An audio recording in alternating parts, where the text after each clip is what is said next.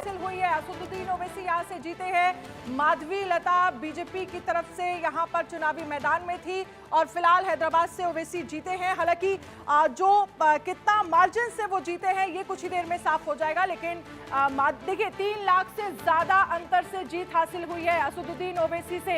एक बड़ा मार्जिन है। 1984 से इस सीट पर असदुद्दीन ओवैसी जो है वो जीत हासिल कर रहे, एक तरह से कह सकते हैं। लेकिन ये एक तरह से एक बड़ा, क्योंकि हमने देखा माधवी लता जब से उनके नाम का अनाउंसमेंट हुआ था वो बीजेपी में सदस्य भी नहीं थी। लेकिन नरेंद्र सिंह तोमर क्या कुछ करे, एक बार ये सुनिए जरा।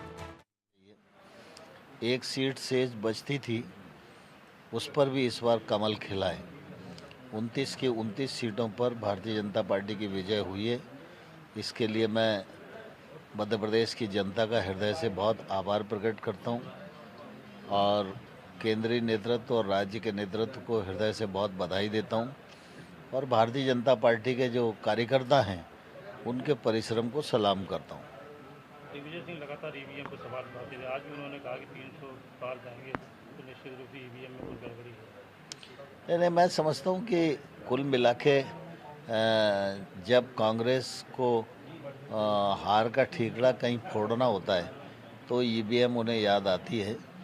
सब तरफ से यह सिद्ध हो चुका है कि ईवीएम से अच्छा निर्वाचन पद्धति के लिए कोई और मशीन नहीं है और उसका उपयोग ठीक प्रकार से हो रहा है। मैं समझता हूँ कांग्रेस के लोगों को भी, बाकी लोगों को भी भारत की जो चुनाव प्रक्रिया है उस पर गौरव होना चाहिए और इस चुनाव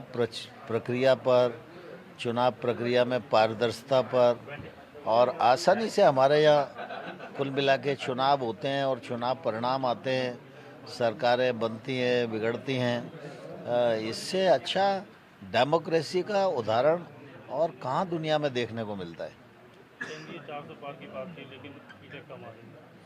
स्वाभाविक रूप से हम लक्ष्य तय किए थे लेकिन लक्ष्य तक कई बार नहीं पहुंच पाते हैं।